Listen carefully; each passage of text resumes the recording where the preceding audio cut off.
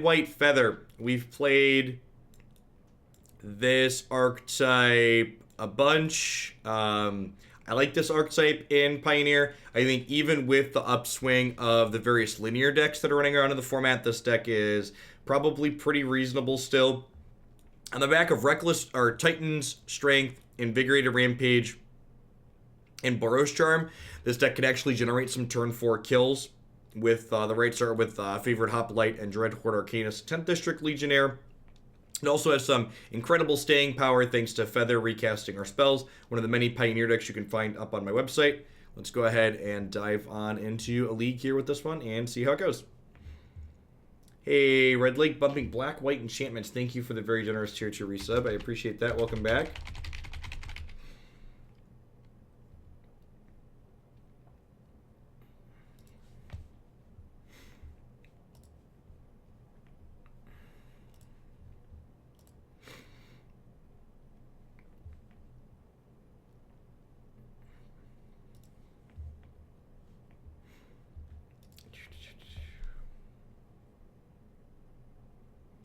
We need a cowbell card, so we can say a deck needs more cowbell. Accurate.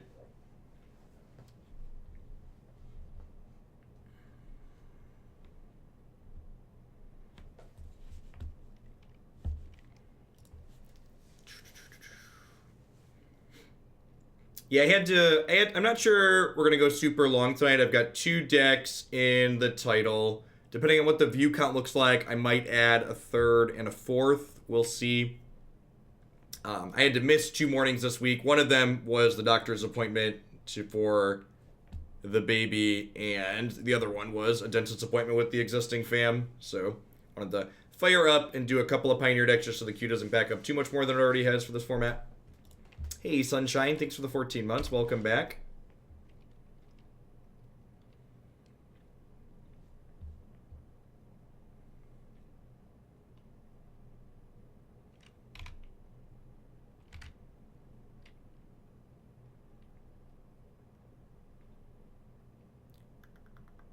So, I think we lead on Arcanist here, because I don't really mind if Arcanist dies since I have Feather in hand. This card has diminishing returns if you keep Feather out, just because, like, you won't have things to just flash back with it, right?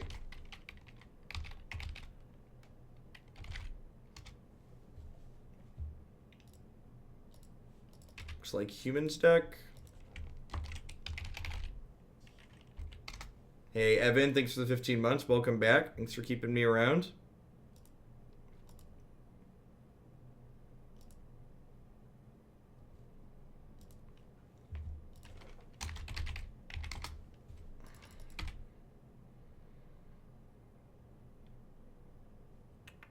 So, do I expect much removal out of them? I feel like I don't. Yeah, still sub-only chat enter. Just a general quality of life improvement. Just less nonsense overall.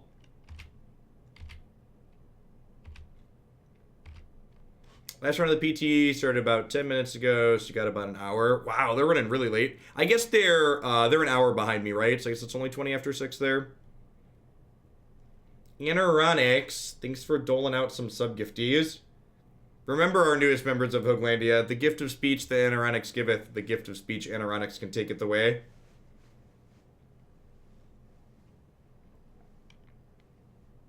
That's a little punishing. So this makes our non-basic lands come into play tapped, so kind of getting punished for leading on Mountain as opposed to Sacred Foundry here.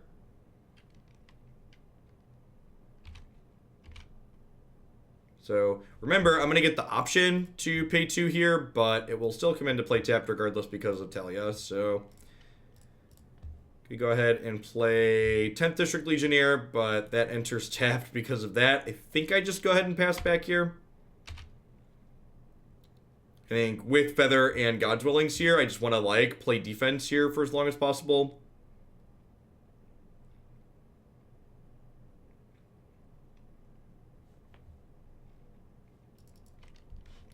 You've given far more than enough over the years, Xander. Never slacking on your part.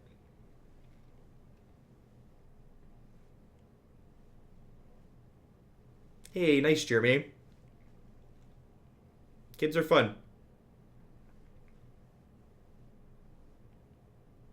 Jake and Declan are so close that, like, obviously, Jake didn't comprehend what was happening because they're only 18 months apart when we had Declan.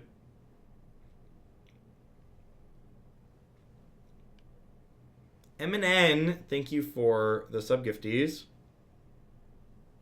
Welcome, welcome.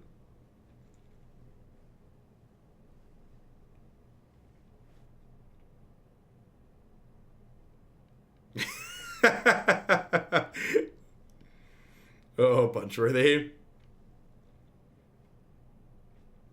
Alright, so they're giving their thing a 1-1 counter, and they're fighting our thing, so let's go ahead and God's Willing here. Give pro-white, because pro-white not only stops the fight, but it ensures that we get to block their stuff here in combat. Now, their Dramoka's command does target their Thalia as well, so it is still going to resolve and give this a counter, although it won't be able to attack in profitably this turn because we have protection from white.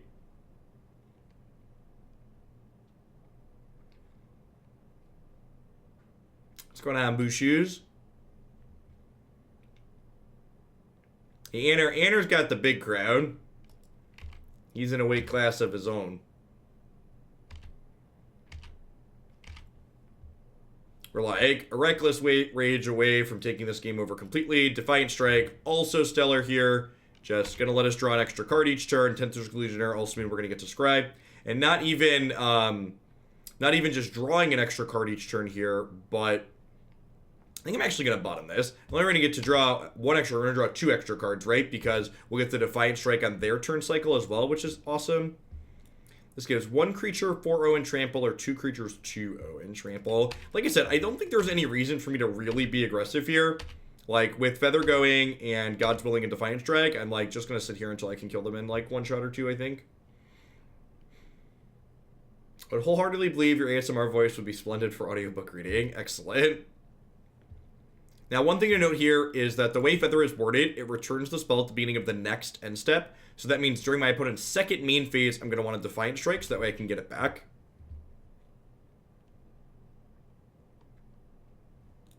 So I named Human again here. These types of creature matchups where they're light on removal and Feather's often going to live tend to be pretty easy slam dunks for this archetype. Be wary of Coco. Yeah, I'm going to be bottoming aggressively, looking for a Reckless Rage here, almost assuredly. Well, the Rampage isn't going to go to the bin, right? So Arcanist plus Feather is not necessarily a combo. They're just good separately. I'm going to go ahead and pay a life to Scry 2 here, as well as put some counters on here. Or Scry 1 twice. Technically not Scry 2. But Scry 1 twice. Easy bottoms. In fact, I think I'm going to stop on my turn, am I? No, let's just wait. We'll just draw. So we get these back. Get some auto yields here. Titan Strength. Well, that's a pretty good one. Can I kill in this turn? Probably not. So this gives 4-0. All of these give an extra +1 here. So this gives 5. This gives 2. This gives 4. So it's 11, 16. Depending on how they block. I think we just hang tight still. Hey, Zelas, thank you for the brand new tier 1 sub. I appreciate that. Welcome to Hoaglandia. Am I supposed to God's Willing in response here? I feel like I'm not. Might have been. It might have been right, though. Now that's probably lethal, right? There's a good... This gives double strike. So this gives 5, and then this gives 1. So they're almost certainly not blocking, so they don't die a double strike here. Ship it.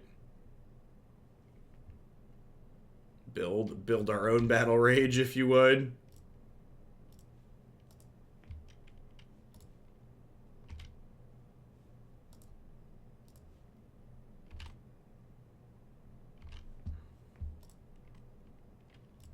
The old 26U. No big deal. Didn't even need our removal spell here. Let's good old-fashioned punk you out. Alright, Abrades and Magma Sprays sound stellar. Feeling interested in some removal here. I feel like this might be a Vanguard out matchup. What are my trims? I know the Boros Charm is like fine there, but I think in general this card's probably going to be a little bit lacking here. Maybe I just cut these and I leave the threat in. I kind of don't want to trim that many threats. It's going to be kind of hard to leverage though, just because like they have a lot of ground pounders and paying 4 life over and over again. We don't really have a way to gain a bunch of life back. Maybe speaking of that, maybe I want some healing graces here. Prevent 3 damage to be dealt to any target this turn and you gain 3. Like this can be just like a gain 6 in a pinch. And their deck does seem to be aggressive. It could also be a combat trick to protect our creatures.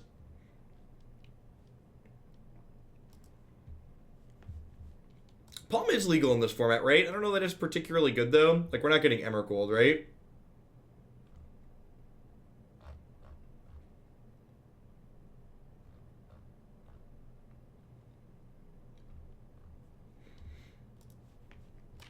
Thanks, Kingar.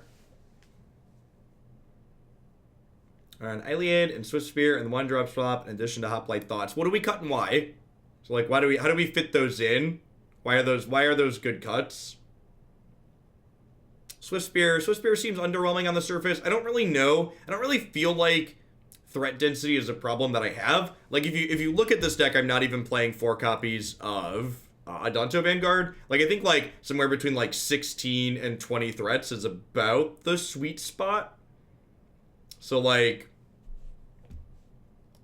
I don't know that I really, like, need filler. If that makes sense. Again, identify problems, try and find solutions. And like when we do want more threat density, I think things like Rabblemaster and Gideon tend to be better in those removal heavy matchups.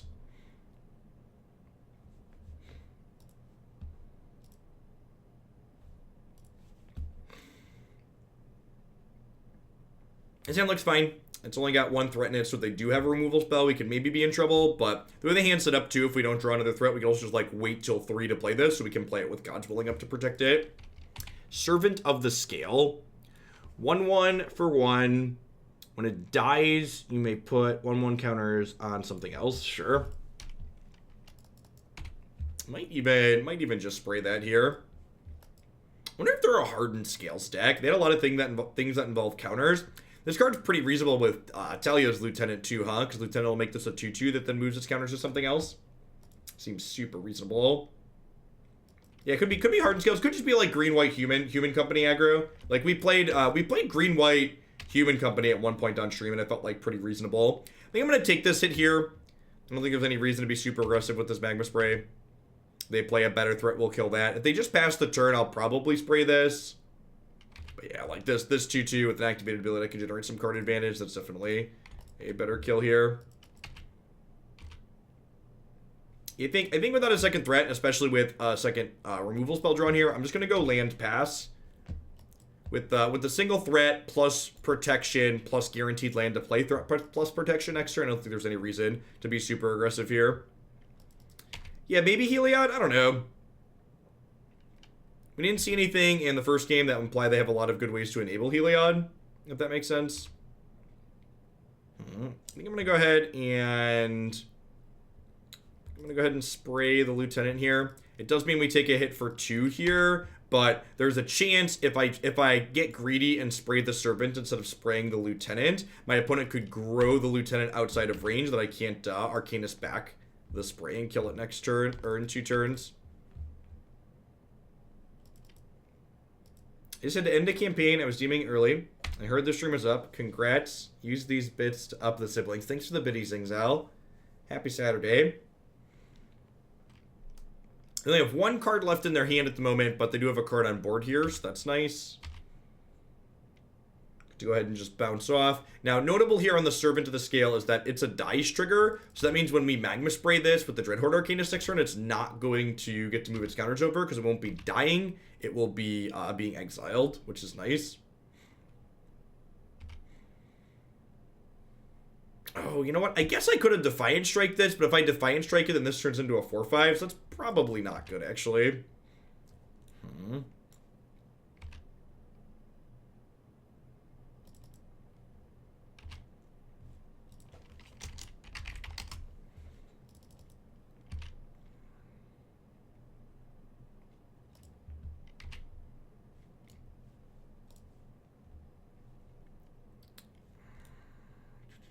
So I think I'm going to go ahead and kill the Metallic Mimic. It's probably the one that I most want to kill. I suppose, depending on what's on top of their deck, maybe I do just kill the Scales here. That's tough. Yeah, let's kill the Mimic. The Mimic can't attack into my other 1/3 next turn, but it has some risk associated with it. Yeah, just use the appropriate channel, Interonix. If it's for a video game server, use the other games channel. If it's for D&D stuff, use Tabletop. Stoneforge Mystic Hoagland. I feel like that one would be a bridge too far.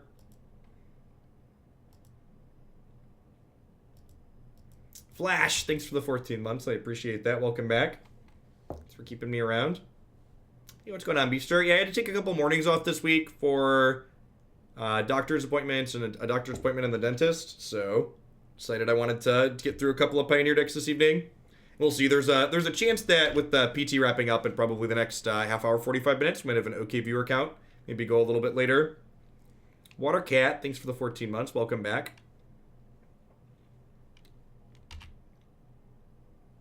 So it's funny.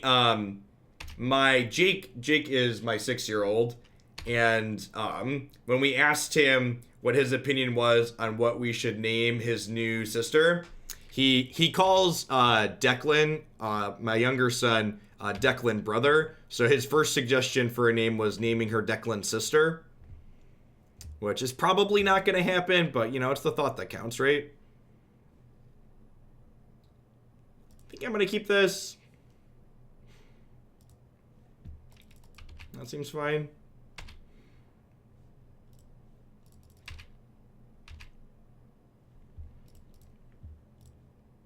Thanks, Hogwild. Alright, so this turn's going to be gross, right? I get to hit this with this. Abrade. Yeah, I guess we top that, huh? Because this is the 3/3 is the only thing they have left.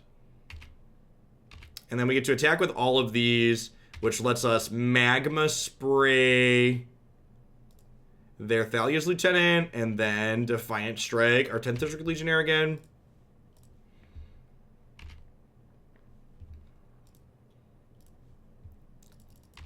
Bottom, another threat here. Yeah, that's a big in.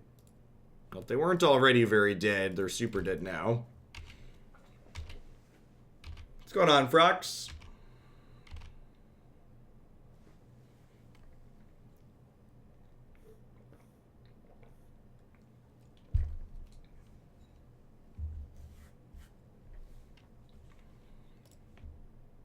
It's live. It is live. I don't do reruns on my channel. My reruns are all up on YouTube. Let people get organized, nice and organized there. YouTube on my website. So if you're ever looking for reruns of Hoaglandia, jeffhoagland.com's got all your needs covered. Always live and in Technicolor here on Twitch.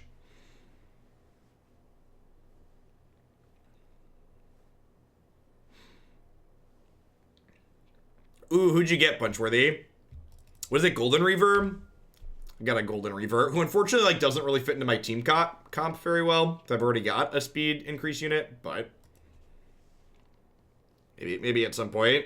Sylar, I don't know that one offhand.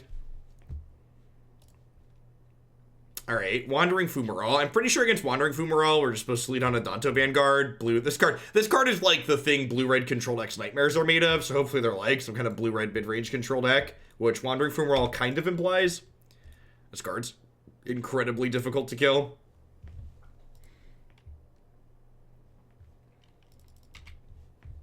If you don't have very specific removal. What are counter removal spells to kill this in format? Like Blessed Alliance, Grasp of Darkness.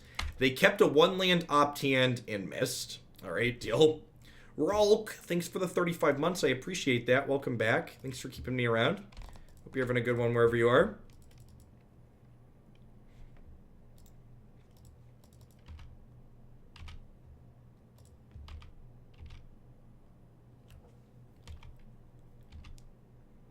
Yeah, you mostly just build people that shoot open punch worthy. But like once you have a little bit deeper pool, you like get some overlapping rolls that don't make sense to have them on the same thing together. Thanks, Rolk. So I put a stop on my upkeep here because I'm going to Titan Strength this. Go ahead and scry. Yeah, not looking for that. Looking for more things that target my stuff. Reckless Rage is fine. I mean, the opponent kind of did it to themselves, right? Like, they kept one land opt. That's, like, not really a keep, right? They have but themselves to blame. And, like, I'm kind of surprised they, like, didn't just concede and are instead showing us a bunch of different cards. Like, we now know they're Grixis.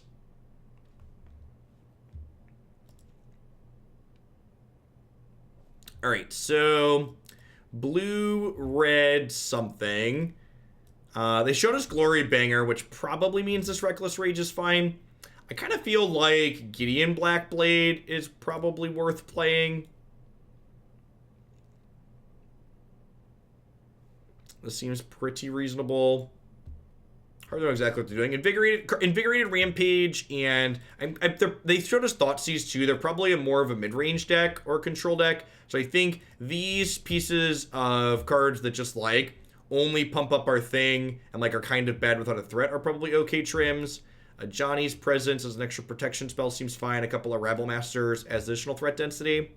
We'll get up to 22 threats here post board. And start there and see how it goes. Yeah, it could be like a Grixis Dragons variation. Could just be like Grixis midrange too. Like Glory Bringer. Glory Bringer doesn't necessarily indicate a Dragons deck just because it's just like a good 5-drop, right?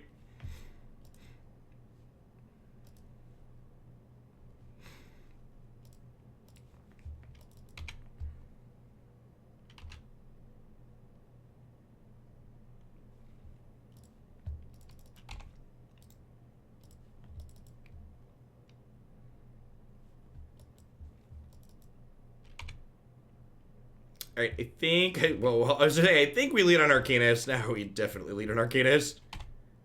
Got plenty of repeats there.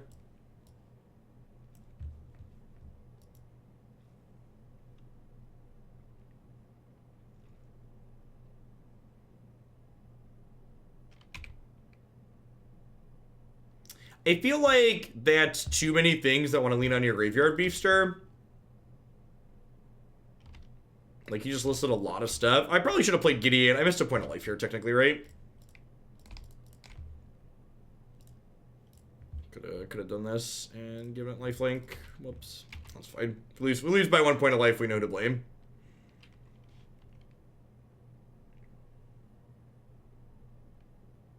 Kalitas. Got a present for her. For Cletus. Cletus, the redneck zombie. Yeah, 5 escape for 5 is like a lot of escape. Yeah, bottoming that.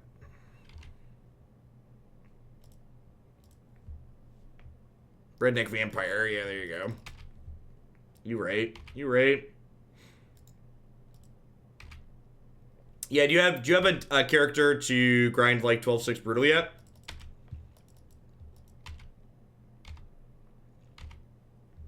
Get some lifesteal on it. I got really lucky and I popped a Cold Heart pretty early, which is good. It's probably gonna be the next thing I 6-star. Anger of the Gods. That's rude. At least we still have Chad here barreling down. Hey, Juka. Thanks. Get this cranked up to 7, which means this is just a removal spell sitting on the board if they don't have a way to take it out, which is nice. They're going all the way down to 7 here. A lot of their better plays. Do they have a Grasp of Darkness? They have Petty Theft. Alright, sure. Let's redeploy. The good news is I have a couple more Reckless Rage. This Brazen Borrower shouldn't be able to pressure this off the table at least.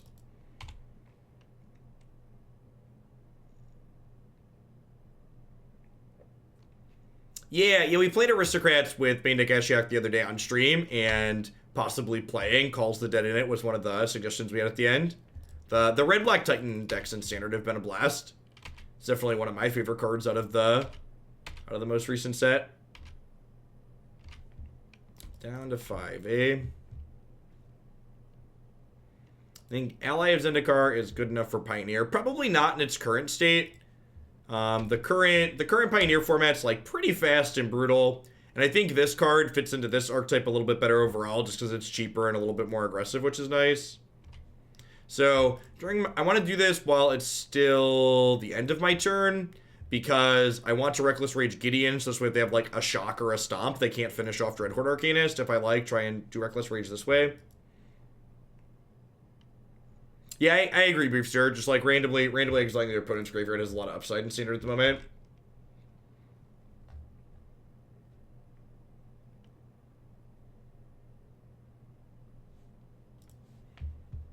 Call against commands.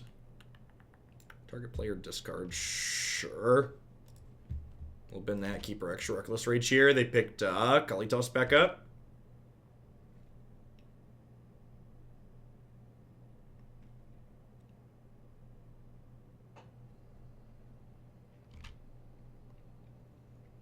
Wonder if we'll see them try and kill this in response. They need to kill it in response before I can do anything, right? Noxious Grasp. Destroy target creature or planeswalker that's green or white. You gain a life. Sure. Okay, so Kalitos just like actually doesn't do anything here. It's like just gonna die. Really weird that they played this out, right? Because there's like literally just a Reckless Rage in my bin. Reckless Rage. Some things die while others feel the pain. Reckless Rage. Prof Bob, thank you for the very generous tier 3 resub and for the 13th month of that. Welcome back. Happy Saturday. Hope you're enjoying your weekend. Play Glorybringer. Languish. Read. Rabblemaster, Gideon, Haste Creature. These are a few of my favorite things. Another land. Boo.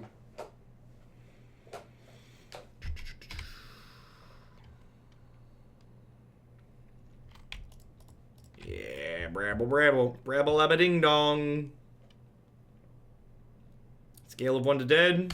They took him out back and drowned him in the lock. That's just rude. Poor little Rabblemaster. Never stood a chance, chat.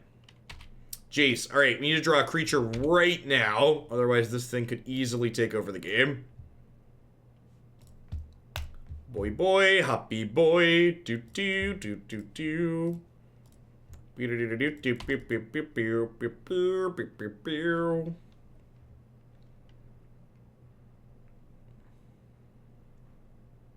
Survey says. What's going on, Elvish?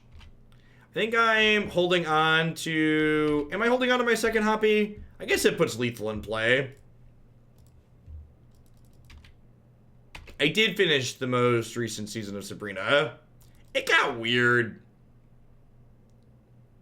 Without giving out specifics or spoilers, it got weird. Alright, so I'm through 3 Reckless Rage here, so pretty unlikely to peel another one of those. And this thing's gonna flip over next turn, which is terrifying. Yikes. Mystical weird.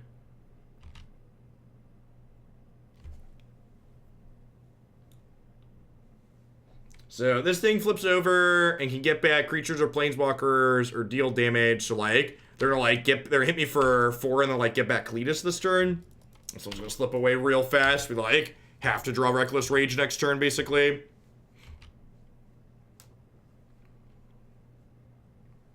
God's Willing would also do it potentially.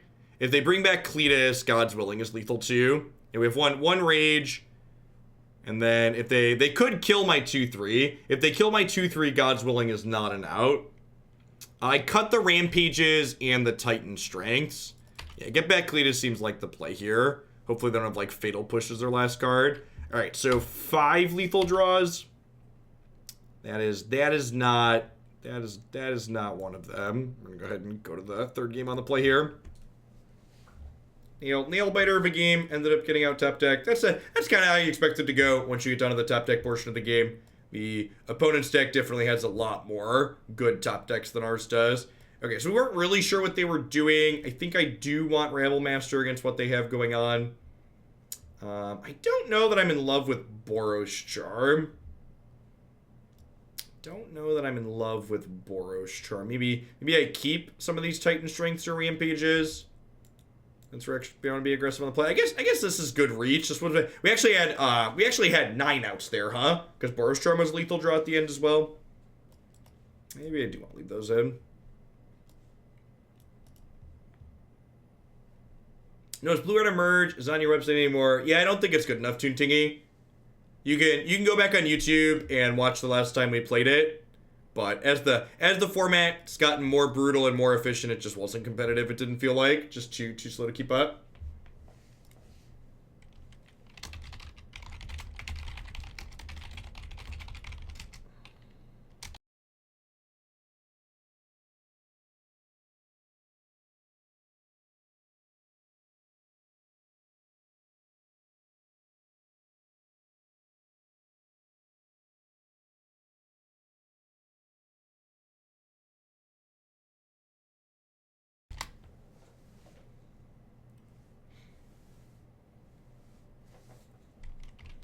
To a degree, like Charm is tough to hold up in terms of protection.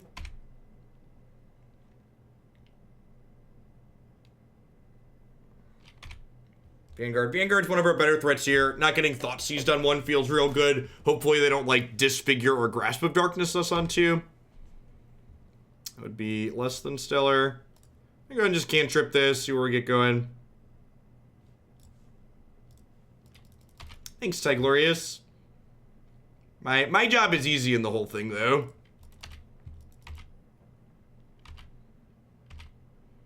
I don't have much to do yet.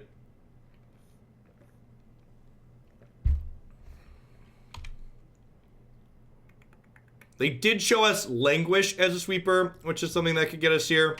I think I'm not going to deploy the Hoplite, just because if Languish is their sweeper, it would kill both of them, which is not ideal for us.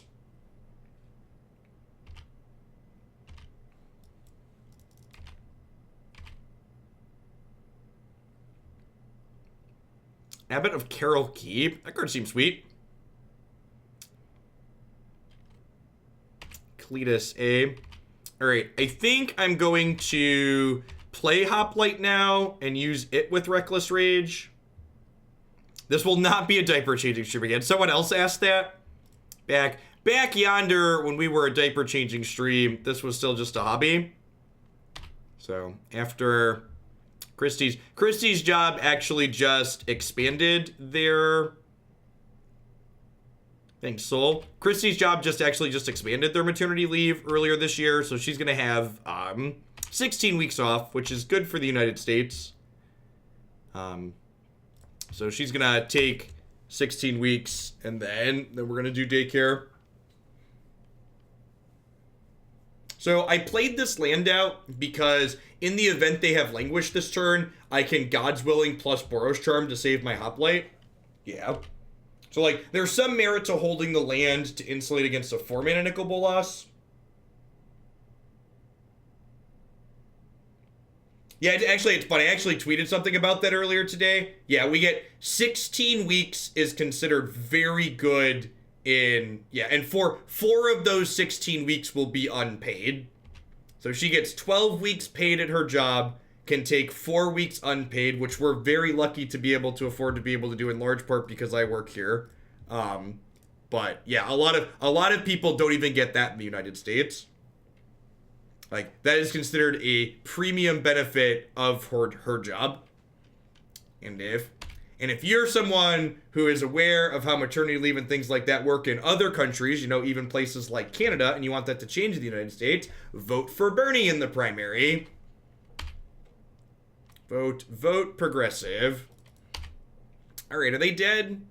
With God's Willing and that Defiant Strike, they're probably dead, huh? Got Boros Charm here, too. Probably dead a couple different ways.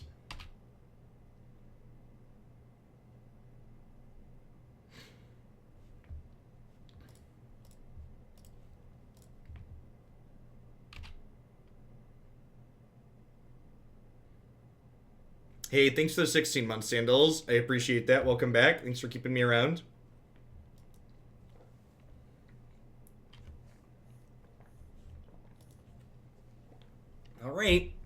2-0 start here, beating green-white humans and then a Grixis mid-range deck.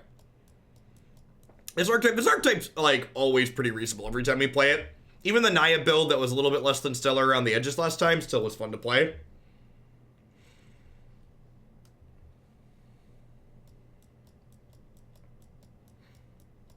Yeah, the fact that Bernie did so well in Iowa is a big deal. Because Iowa is not a particularly diverse state.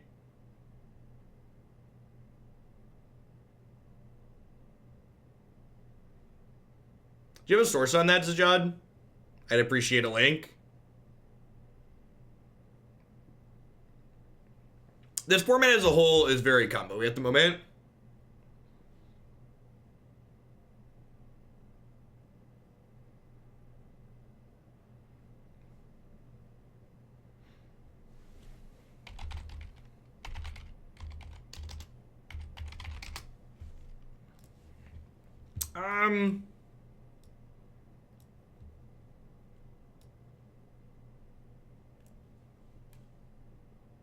I think I keep this in the dark. It's a little bit slow, but the cards are fine. Thanks, Sajad. Reading for later. I appreciate the reference.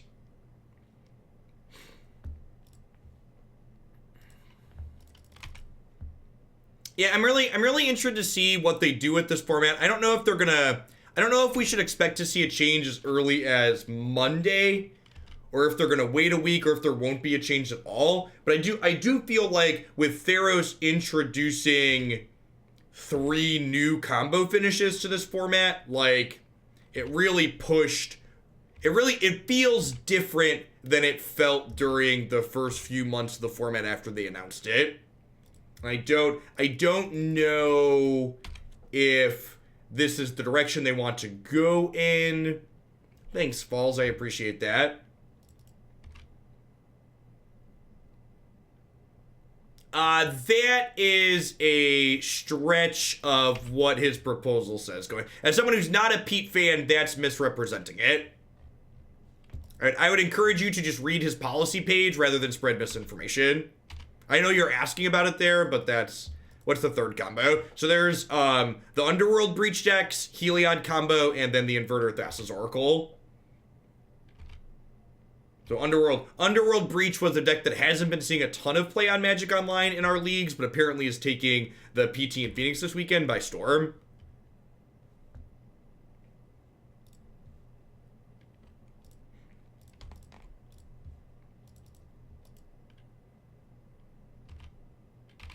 Yeah, we don't know Green Sky. Like, they're not, like, communication is not their strong suit, so it's, like, hard to really know for sure, like, what their intention is. Okay, so they're playing Spirits. Are they mono blue Spirits, or are they missing a color is a real question.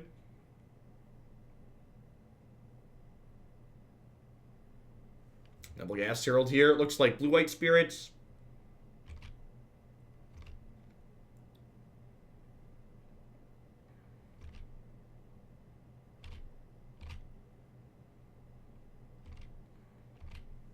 I love my cheese-filled pretzels. Listen, people who like playing cheese like that, have Modern. Leave Pioneer for the rest of us, please. I really wish you would have consulted me before having a third child. Not sure I can fund a third tuition.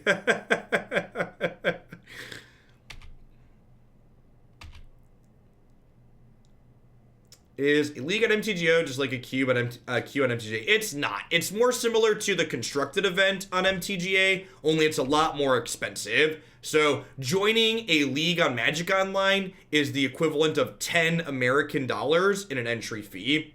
And if you go 2 and 3, you get $5 back. If you go 3, 2 or better, you make some profit.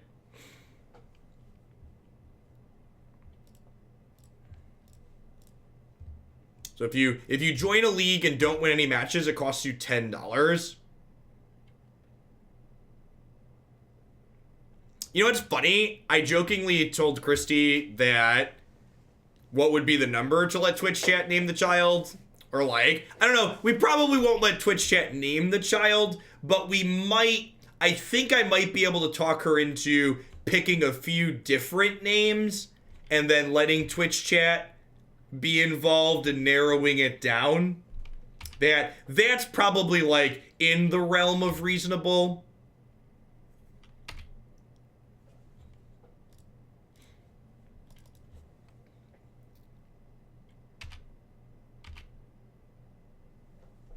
Vote with shillings? No. No, if Twitch chat's involved in voting, it'll involve actual dollars. Shillings are not real money. Alright, I'm just keeping these Defiant Strikes because they draw cards.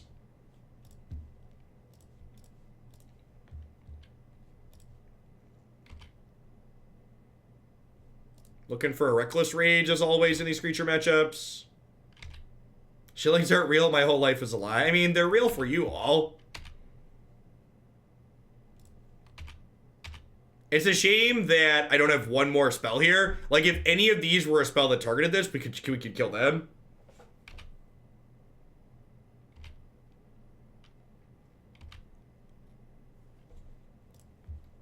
Alright, and these are coming back at the end of turn here. So I think I actually, while we're still in my end of turn, I'm pretty sure we play these out, like, looking for Reckless Rage. So I get 4 more looks at Reckless Rage here. Reckless Rage. Some things die while others feel the pain. Reckless Rage. That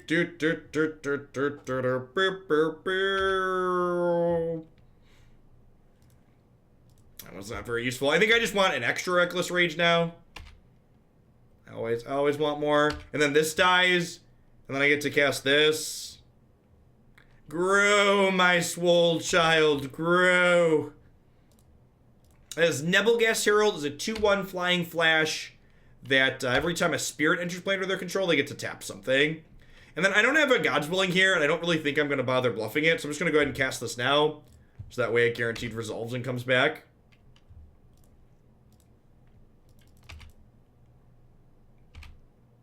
So we've got 3 Defiant Strikes and a Reckless Rage in exile.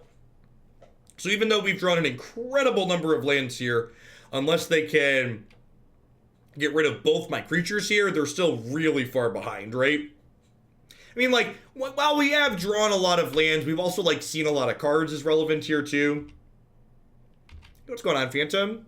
Yeah, I'm gonna do at least 2 decks. I think if we get close to 1,000 people for Moto, I think I'm going to add at least a 3rd deck tonight. We'll see. It's hard to days when I don't normally stream, it's hard to know how many people we're going to have. The fact that Caleb's out of town doing commentary might help, though. This is his normal-ish time slot, I believe. So that type of thing tends to help. God's willing, eh?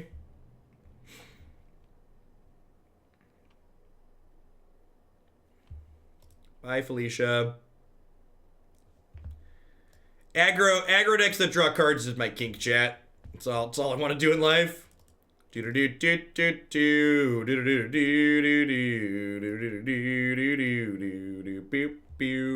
Boros Charm's probably out here. The random 4-ball's not super useful. Double Strike's less good when they have a bunch of creature blockers. Just gonna board in some extra spot removal here to keep the board clear, since I can't block a lot of their stuff, sans Feather.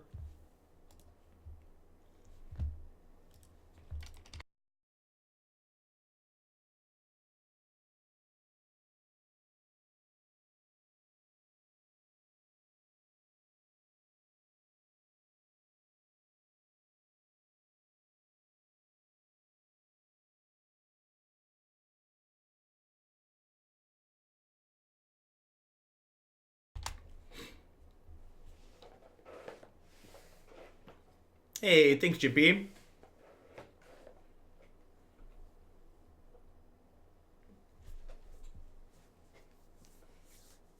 Yeah. Astrolab is that card's like a really subtle stain.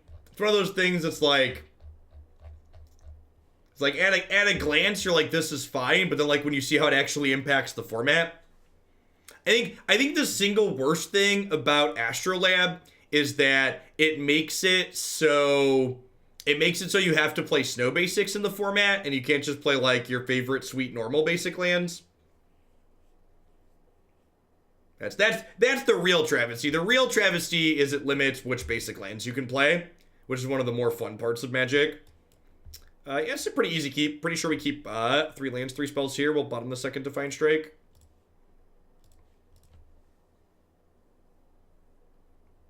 Hoping to draw a 2-drop here on our first 2-draw steps. Or a 1-drop on 1. Favored Hoplite would be great. Vanguard, it'll do pig.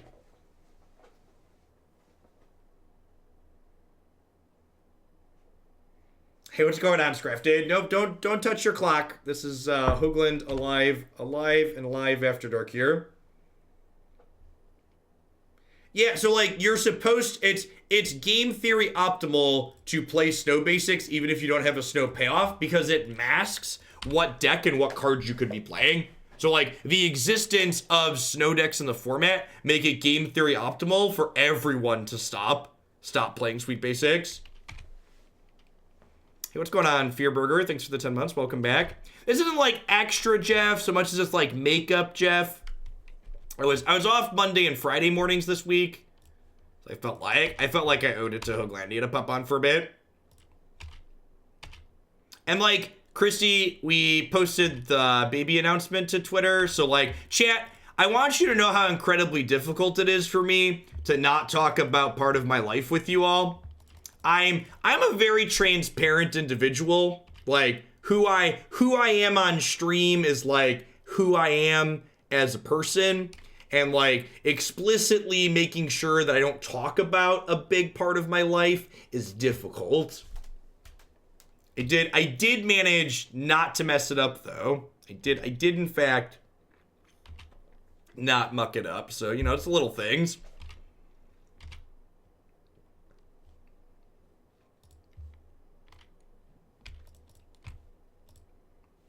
Our hand's just absurd again, right? So, like, get to Abrade the Selfless Spirit, get to Reckless Rage the Eagle, get to Defiant Strike something, and just, like, run away with this game.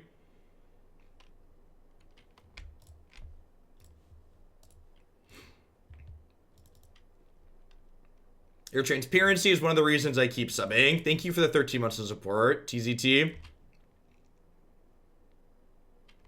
Also something that Christy, that wasn't in the tweet, but that Christy gave me the okay to share, and she didn't think it was oversharing, that it was good for people to know, is that like the first trimester was like really rough. We like emergency visits and multiple day hospital stays, and the end of last year was rough on the personal life aspect in relations to baby news.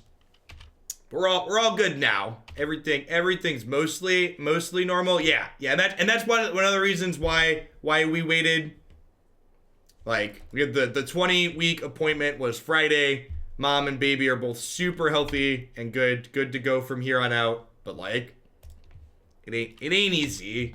And like, we're very fortunate that like we come from a position of extreme privilege in the United States, that like, you know, her taking 6 weeks to 2 months off of work is like not something that like put us in a bind financially.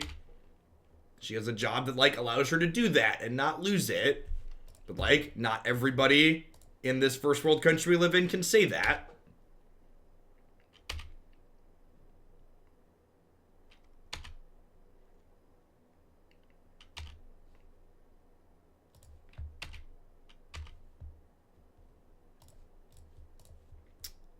This game mostly over from here. Like, these creature decks that just like don't have a lot of removal just get slaughtered when you get the rat-a-tat-tat of the Reckless Rage Machine Gun online.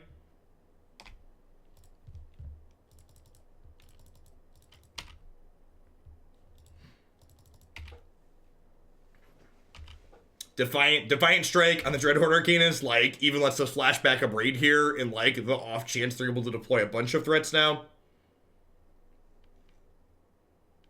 The Mastery Tree does take a lot of scrolls, Cody. My tip is, if you're grinding on Raid, you probably shouldn't grind them in towards Labyrinth till you can do the higher tiers.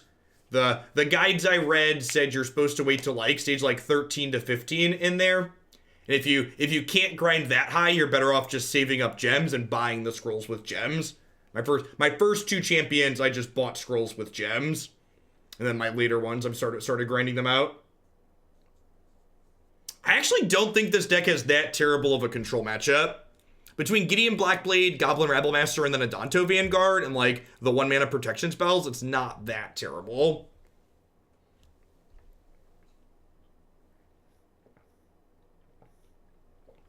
Are we 3-1 now? 3-0? You're 3-3-0. Excellent.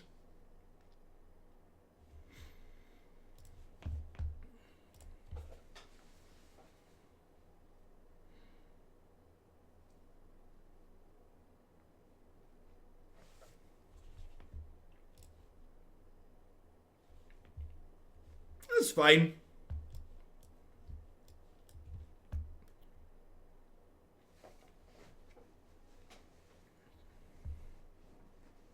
Jacob was super excited. Declan's Declan. Jacob was like, hey Greg, if you're gonna download it, make sure you use someone's referral link in the doc. Give someone some extra prizes. I think it gives you extra stuff too if you use someone's referrals link. Mine are maxed out, but some of the other people in Hopelandia have them. It's fun. If you enjoy like grindy RPG games, it's fun. It's funny. Declan, I'm also a middle child. I'm the middle of 3. Jacob like snapped off and was like, "Oh, I love my baby sister." And then Chrissy looked at Declan and was like, "Declan, do you love your baby sister too?" And Declan goes, "Well, I have to meet her first. I don't know." Just like, oh, Declan. The link's not working. Open it in your web browser, Greg. The Twitch mobile app doesn't let Bitly links work.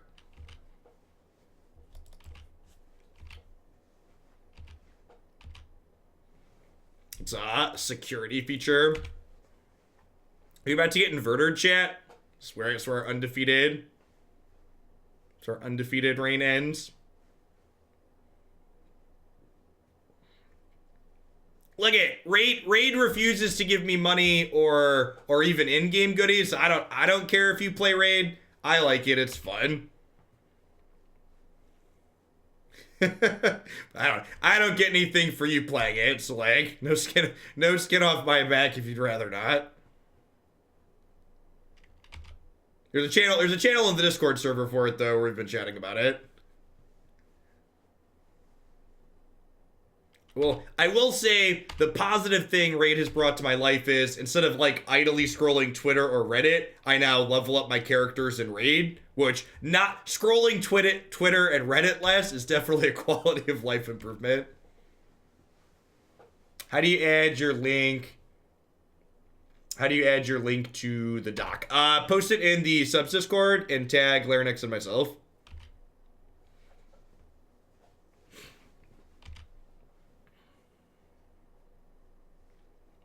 Yeah, actually, so it's funny. So they kind of hooked me in a swindle. So like they had someone from their team reach out to me and was like, "Hey, we're interested in doing sponsored stuff. Like, are you interested?" So I like downloaded the game to play it a bit to find out if it was something I'm interested in taking a sponsored thing from. And then like I haven't heard anything back from them. I was like, "Yeah, this game's great. I would do a sponsored segment." Yeah, the Warhammer card game just like had like pretty typical chicken and egg problem. So I liked the Warhammer card game, but the player base was so small that the queue times just became unbearable. And then like I stopped playing, which is like the issue those new games have, right? Like the queue times are long, so players leave, so the queue times get longer, etc. I have given them money, yeah. It's funny, whoever does their marketing must actually not be very good at it. They must just be blindly throwing money at things and at random mostly. Because like, I tagged them on Twitter a couple times. I was like, "Hey, your game's great. I'd stream your stuff or promote your stuff more if you just like gave me some in-game stuff." Because like, I'm probably going to give them more money at some point. And they just straight up no sir'd it. I was like, "Oh, okay, sure." You gave them 99 cents and felt dirty afterwards. Definitely built them into my budget. Alright, so I assume we're dead next turn then. And again, just like, this is the stains part about it. Hey, Flickticcellular, thanks for the brand new tier 1 sub. Welcome to Hooglandia. Is like, I literally just can't interact with their thing next turn, right? Like, I don't have a way to interact with the Planeswalker. I don't have... Yeah, we're basically like just dead and can't do anything. No, I think the issue, Shadow Kid, was I think whoever responded didn't have English as their primary language. I think they were just trying to clarify that I specifically wasn't sponsored, because you could technically get in trouble if you tell people, like, you promote something and you're not sponsored. There's the FCC regulations or FTC regulations about sponsored stuff are kind of messy from my understanding. You Feather, this deck's great. Listen, in Pioneer right now, we are definitely the good guy. Alright, so this thing, when you target it, it prevents all damage to be dealt to its relative turn. So, like, when they block here, I get to Reckless Rage this, and then, like, my thing kills theirs, which is great.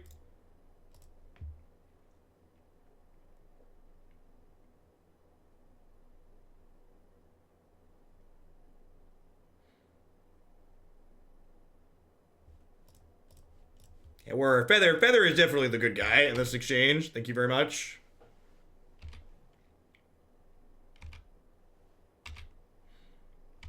So, like, they're at 16, but, like, they just, like, put 4 Devotion to play here, I lose, right?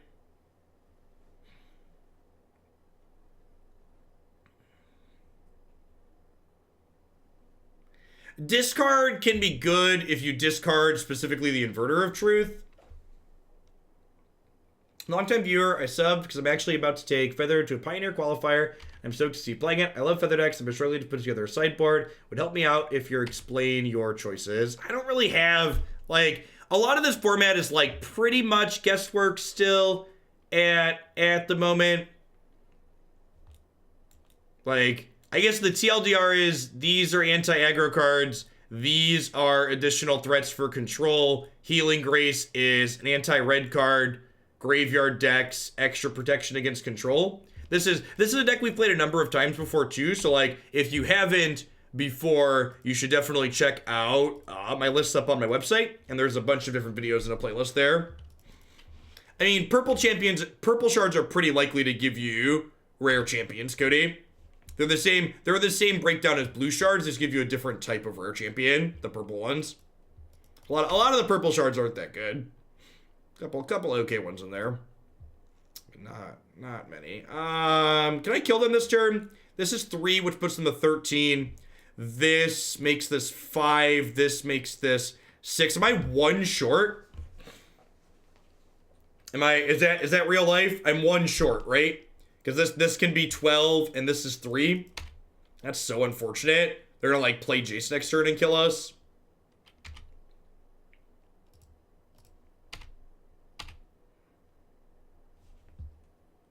I think this board is relatively clean. This should be the one. I think this is the same board that's up on my site. If it's not the board that's up on my site, it will be after this set.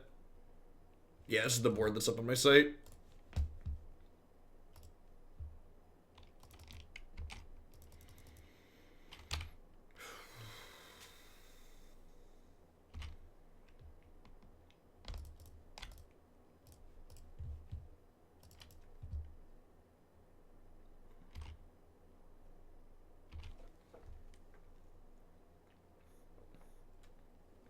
Hero's Downfall, sure.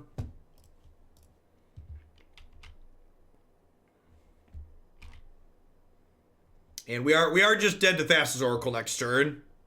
Just doesn't really matter.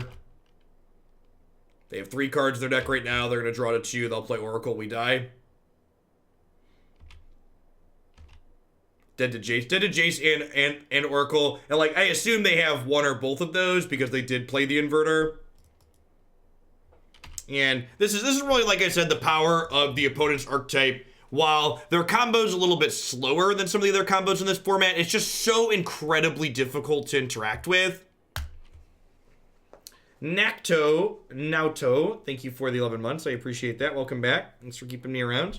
Just pretty largely uninteresting and dry gameplay there. It's just like, all right, I died. I lost. All right, I lost the game. On to the next one, I guess. Reckless Rage, like, isn't even really that good. Because, like, killing the Oracle only works if it's their only Devotion to Blue. If they have any other Devotion to Blue, or if their deck's empty, they still win the game. Feather doesn't seem particularly useful here, so I think I'm going to trim a Feather and 2 Rages to bring in Goblin Rabble-Masters as a threat that closes a little bit faster. Yeah, Graveyard. Graveyard hate's not good either. Yeah, exactly. All Graveyard... I've seen some people boarding in, like, Leyline of the Voids and Rest in Peace in this matchup, and I don't think you're supposed to do that. Like, all that does is make it so they have to have 6 mana to go Inverter into Oracle, or, like, already have Jason play when they play the Inverter.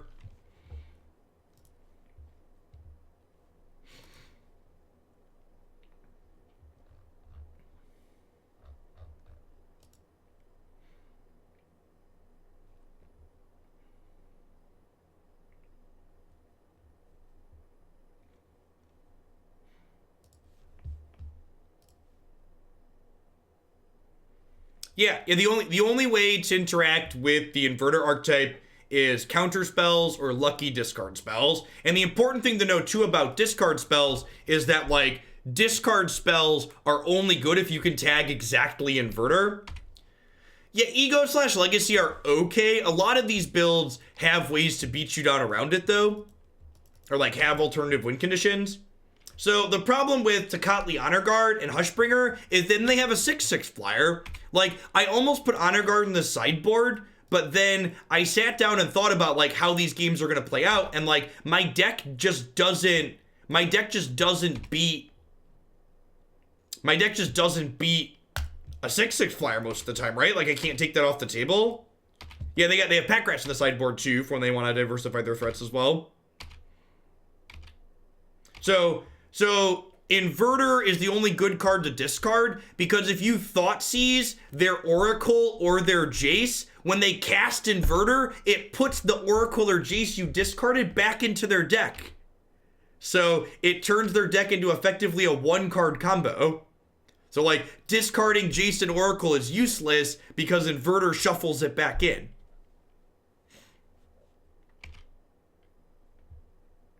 Would mill decks be a good counter to these Inverter decks? So the other important thing to remember about questions like that is you don't beat the good deck by playing a shit tier deck. So, like, the format isn't just people playing Inverter. Like, we're 3-0 in this league, and this is our first Inverter matchup. So yeah, you could probably build this really unplayable mill deck and have it work out okay for yourself in exactly this matchup. But the problem is there's way more than just this matchup in the format, and you're going to lose to most other things while you try and make this one matchup okay. Life is wonderful. Full Metal. Happy Saturday. God's Willing plus this Boros Charm here might let us punk them out next turn.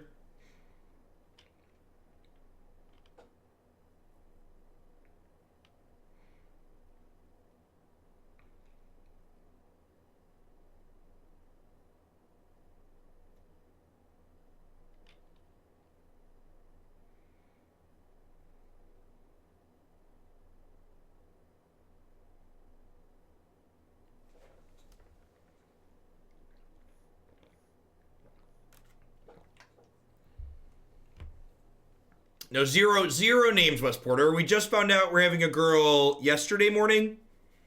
And all the leftover names we had that we liked from when Declan was born obviously no longer apply.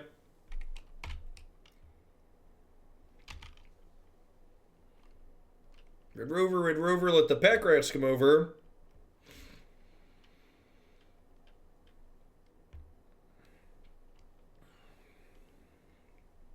I think Oliver was at the top of our boy name list. But that wasn't locked in stone either.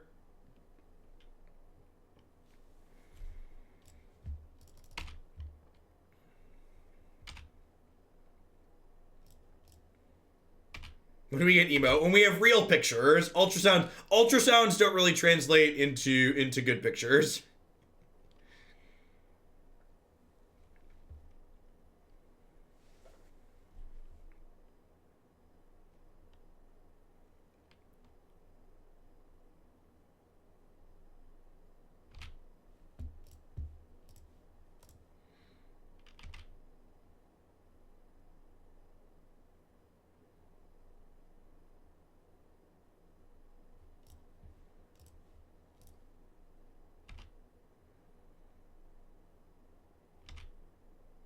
They're not making another pack rat here. Interesting.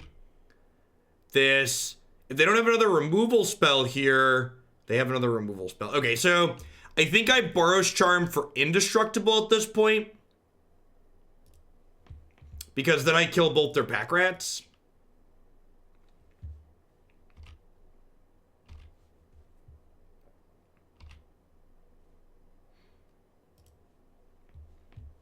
Perfect.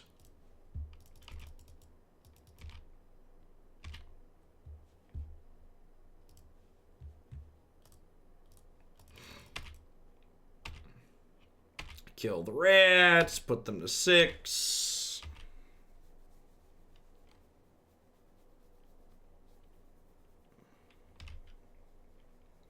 That one's not gonna do it, Spanky. Yeah, I don't know if they play Languish on the board. Even Languish wouldn't do it, right? Because it's a 4/5. Ritual doesn't kill this. Languish doesn't kill this. So feel like we're in the clear here. They could have another piece of spot removal here. If they have a spot removal, they can block here, and then Invigorated Rampage isn't quite lethal. It only puts them to 2. It's like if they chump here, and then they kill this. Adanto Vanguard is very, very good. For sure. Alright, so now this should just be lethal. We give 2 target creatures, 2/0 and trample.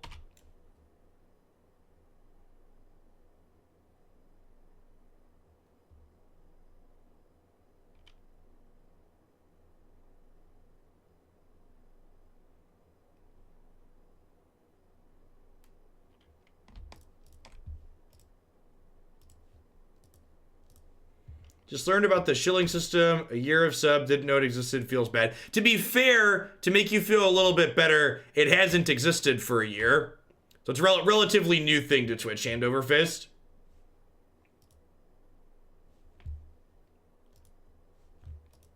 Relatively new feature. I think it's 3 or 4 months old at this point. We got in, yeah, Kuntz has a log. I think it was October maybe. 10/18, middle of October, yeah. He is tracking his rate to Legionnaire.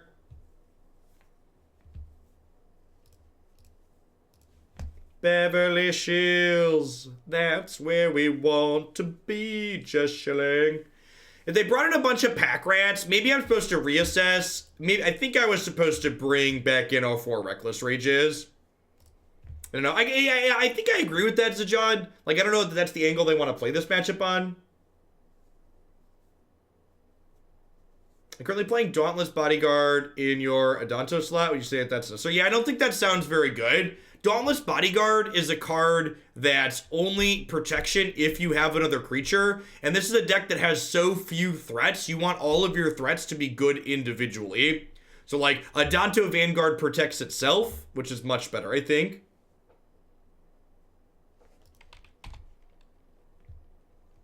I agree with this version. I think the blue-black version is more of a combo deck. We played a blue devotion version of Inverter on stream that had a very reasonable fair backup plan, but it plays out very differently than this configuration this person's playing.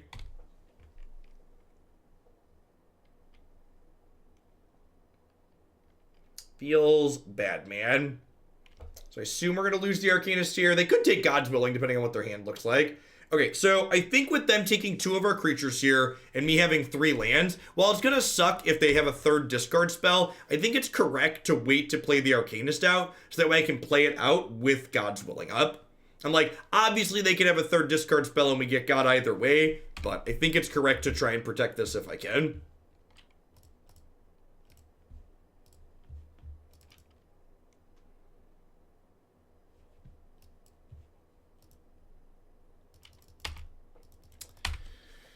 Yep.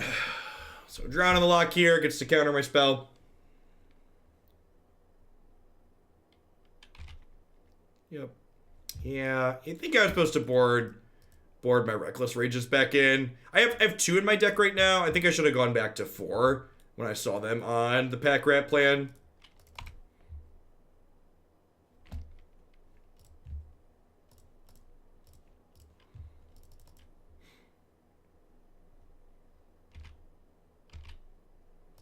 You didn't need to say against Feather, chat, Zajad. Discard spells are just the way to play this format.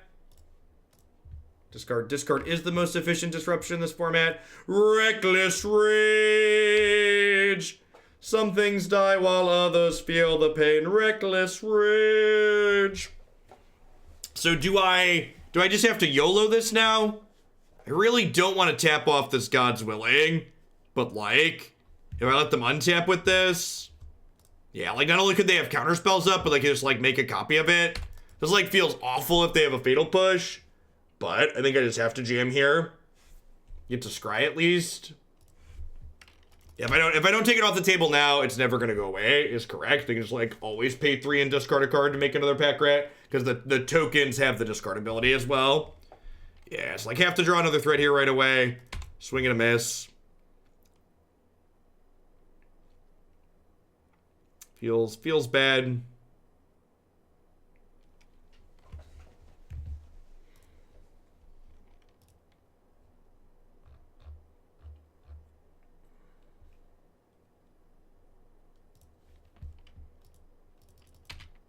Super punished, just like has a follow-up pack rat.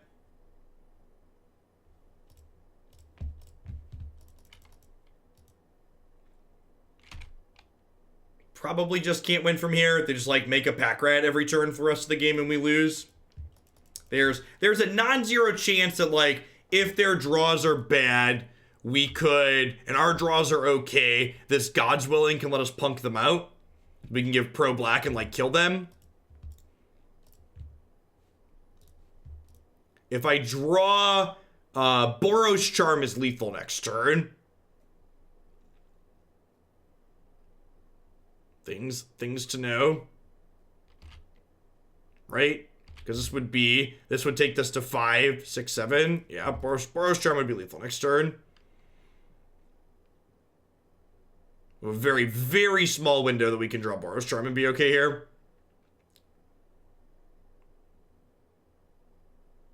Thanks, a Magical Cow. If we draw Feather as well, that could also maybe dig us out of this, because Feather plus God's Willing plus Titan Strength give us enough blockers to like, blockers and scry to like, run the ball across the finish line. Do we upkeep looking for it? Yeah, actually. I think that's a good idea. We're gonna be dead next turn otherwise, right? Upkeeping it is worse if they drew a Dig Through Time. That's so gross.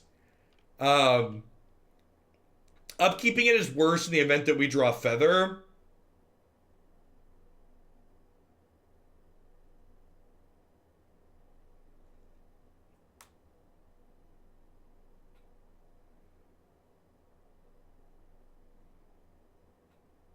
I'm gonna leave the stop to give myself the option. That's probably right. Hey, thanks for the 31 months, Mellow. I appreciate that. Welcome back. Yeah, I think you're right that we don't have time.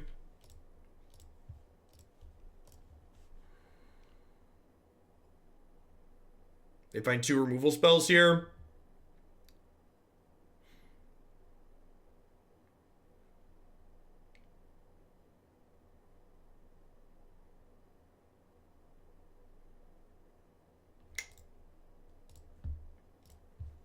It's a close one.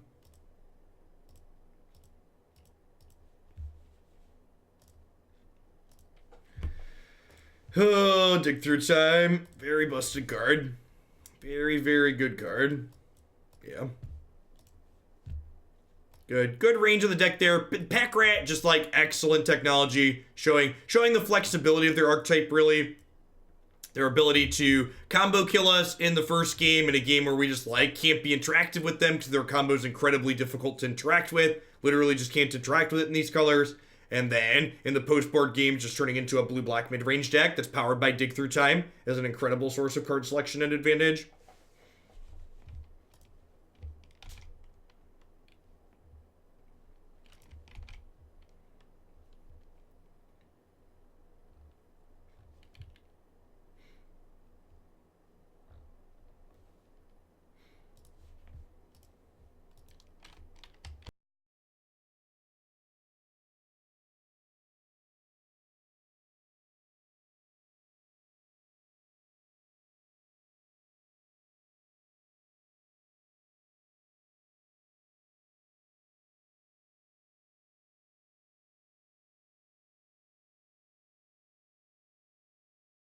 In my opinion, unless Wizards of the Coast's goal is to let Pioneer devolve into a format very similar to what Modern has been for a long time, something from Inverter should be banned. I think if they want the combo gone, they should ban Inverter. I think if they want that combo to still exist, they should ban Thassa's Oracle. I think the people suggesting banning Dig Through Time is enough are wrong, and those people need to spend more time playing with and watching the blue-black Inverter Devotion deck play out, which does not play Dig Through Time. Hey, let's get you a sword to go with that shield, Sir Phil. Thanks for the 12 months. Welcome back. I'd play more Adanto Vanguard, flicked. You could play two more Adantos and a third 3-mana Gideon.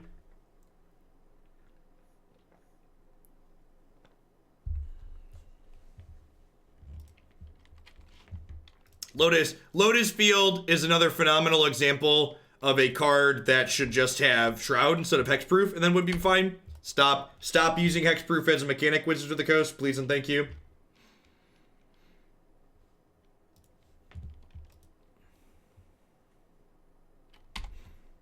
So I prioritized playing this out, even though they didn't know about this card, to play around another discard spell here.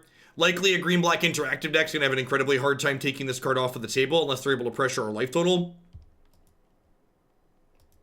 So hopefully Vanguard can just run them down from here.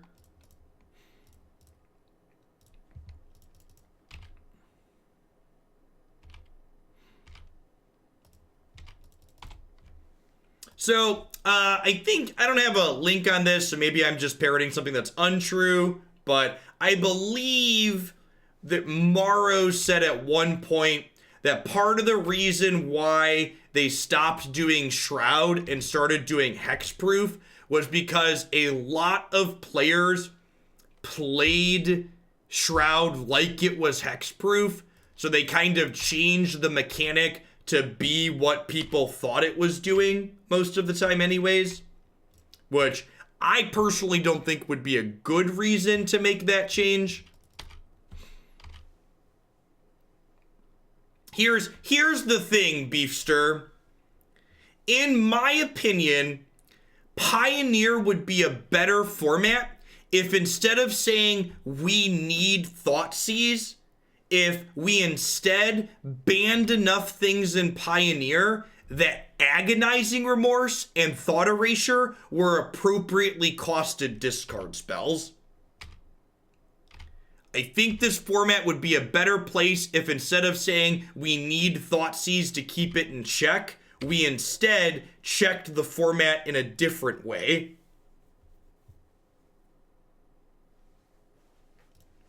I think Agonizing Remorse and Thought Erasure provide that similar effect at a much less offensive casting cost. I also like that Thought Erasure and Agonizing Remorse are cards that offer utility even when your opponent's hand is empty, so they even come with a little bit of upside to go with the fact that they cost 2 mana. Alright, so my opponent is... I think I'm going to put them on the Sultai Delirium deck. So I think I'm going to cut these, and I'm going to board in these copies of Rest in Peace, and I'm going to board in 3 Goblin Rabblemasters, I think.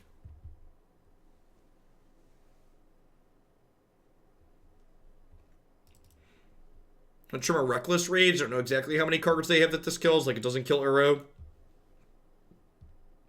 Yeah, maybe this is better than a Boros Charm. Yeah, Hex. I was really disappointed in Wizards' design team because I thought Hexproof from Colors was such an elegant way to...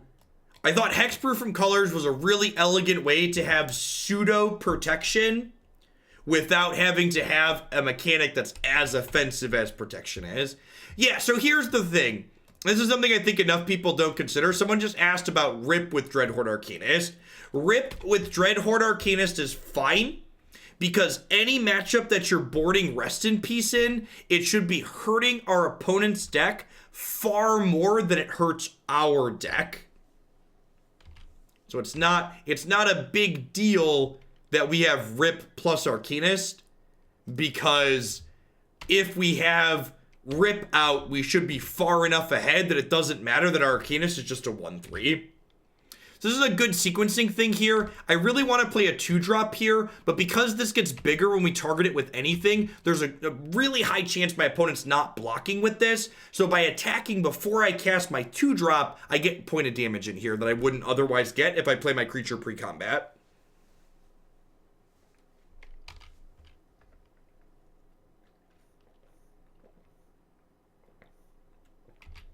Yes, that's a good example. It's very similar to playing Rest in Peace and Snapcaster Mage's decks.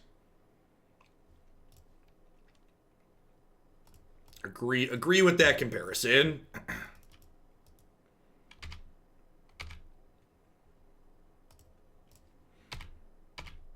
So, now this turn, I'm not attacking with Hoplite because my opponent has passed with 2 mana up. So if I attack with Hoplite here, what's likely to happen is my opponent will block, and then I will try to protect it with a pump spell, and then they'll kill it in response. Whereas now, I get to go ahead and do this, and save my thing from their removal spell. So, had I attacked with this Fatal Push would have been a pretty large blowout, because like, if I attack, they block, I pump, they push. Second push here probably means we're dead. Don't know that we're going to be able to overcome the Scavenging Ooze through a second one of those here. Fatal Push, likely my opponent's single best card against our deck. Perhaps Thoughtseize slightly better, but having 2 of those here with us being on the draw is going to be tough to overcome. All right, so have to draw Reckless Rage this turn, or we're going to concede.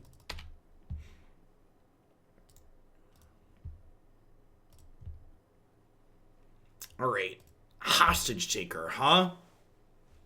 Do I want these Abrades? It kills Scavenging Ooze too. I think I want these Abrades. Maybe I don't want Rest in Peace. I don't know. I don't know exactly what they're doing. They're obviously the Delirium deck. They played Traverse that game. Maybe I don't want all 3.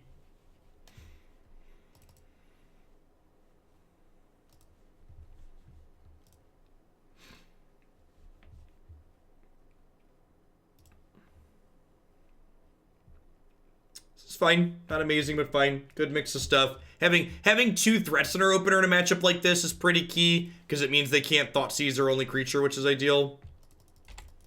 It's nap time. Thanks for the 10 months, nap time. When do we get the Dirty Diaper emote back? This will not be a diaper changing stream again, Beetle.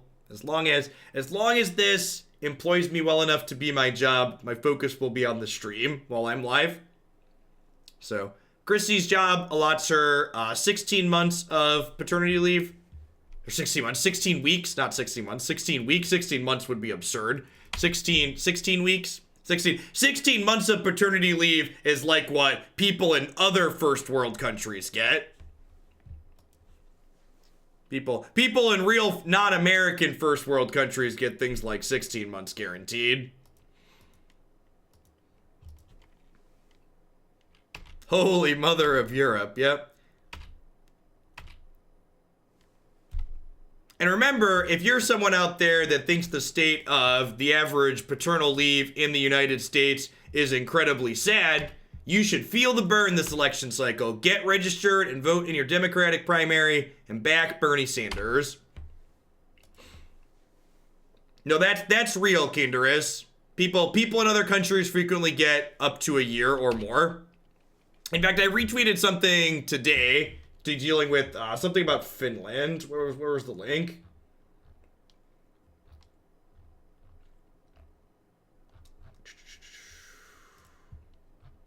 I had a retweet. What was it? Finland now gives all new parents 164 days paid regardless of gender. Single parents also have the right to use the paternal leave quota of both parents. 164 days. So that's almost half a year.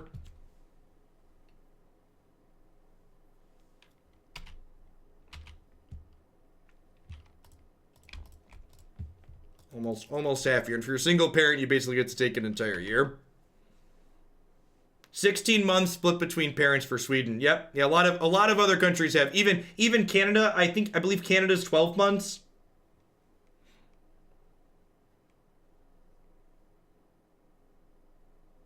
How much paternity leave do I get? Twitch is an independent contractor work, so actual 0 here. I'll probably take a week and a half off when baby gets here, but probably won't take too long of a time off because extended breaks is a real death knell on Twitch.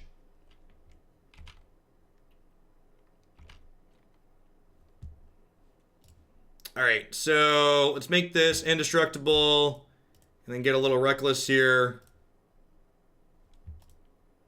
I'm gonna go ahead and cycle this too. Maybe I should have attacked and see if they blocked first so I could kill it with Defiant Strike. Correct. Yeah, look, remember, this job's a little bit flexible too, so I can be flexible with working hours that are convenient and stuff.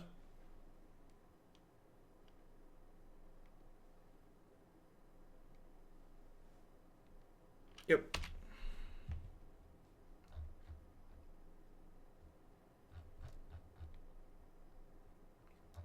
Baby Jeffica. I don't know if I get that joke, Marty. I don't think I understand.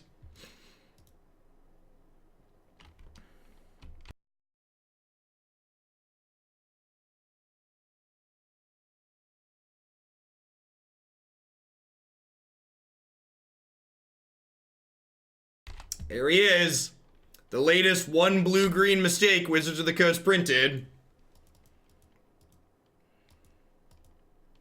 It's like Jessica, but with your name, alright?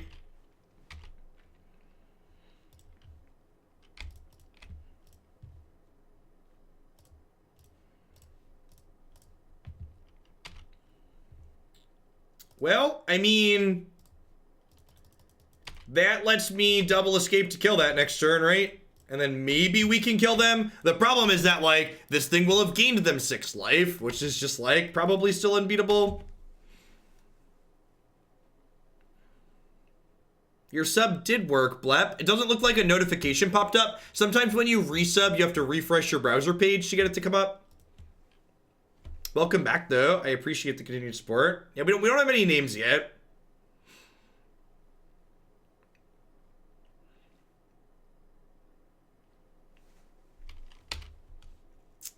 It's gonna be like Ishkana, and then we can never win.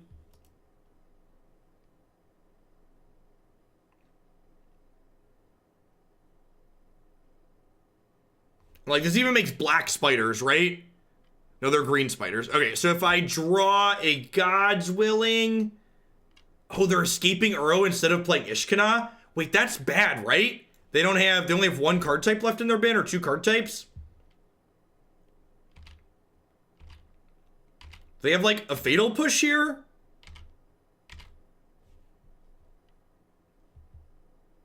They must have Fatal Push, right? Feather makes things interesting.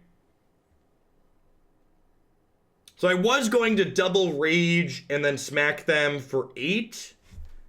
But I think Feather means we do this and just attack with the Adanto.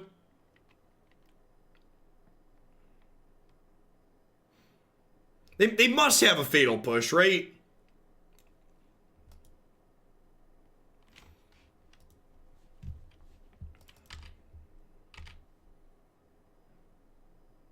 So it's the only thing I can think of. I feel like even if they have Fatal Push, it's still not right.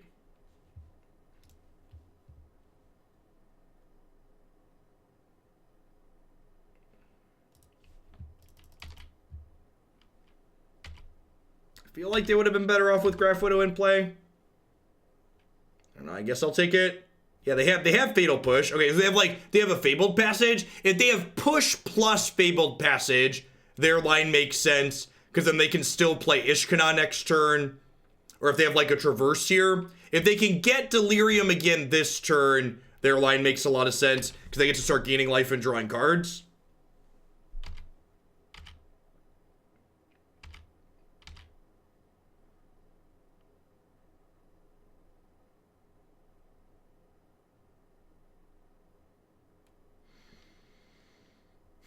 How do we know they have Murderous Rider?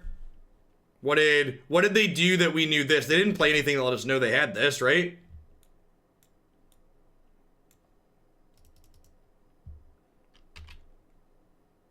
Oh, it was on the top of their deck with Courser earlier. This client is such a giant pile of garbage.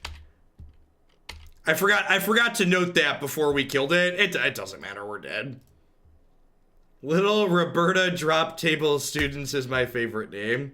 Yeah, that was a tough set. So like, one of the things that's hard to tell about this format is, and this is something that we talk about too, like when you focus on, it's tough you don't really want to focus on just the results of the matches that you're playing, because like we 3-2'd that league, which means we won more than we lost. But like, if you look at the matchups that we played, we lost to Inverter and we lost to the Delirium deck, right? So like our tier 2 B-list deck, whatever you want to call it, we beat a bunch of other B-list decks, but then we died to what are the 2 decks that just played the finals of the most recent Pioneer Players Tour, right?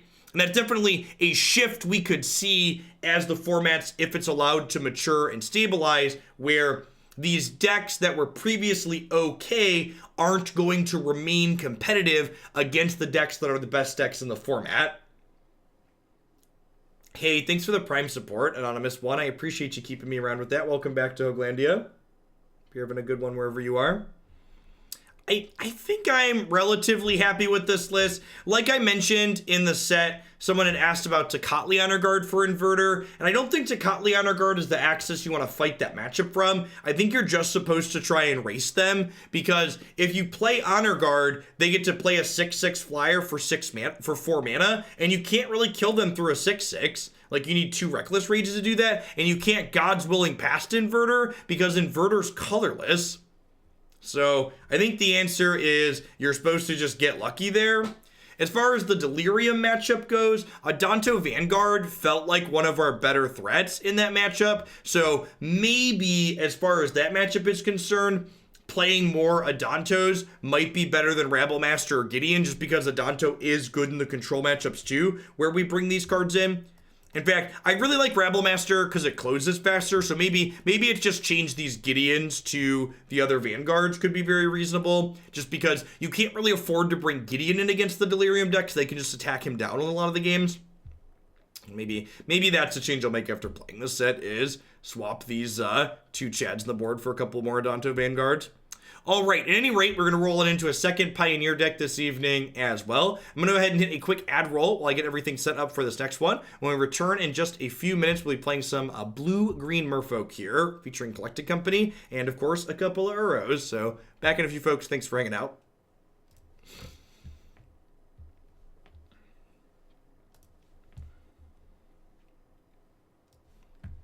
You can company into Uro. That is correct.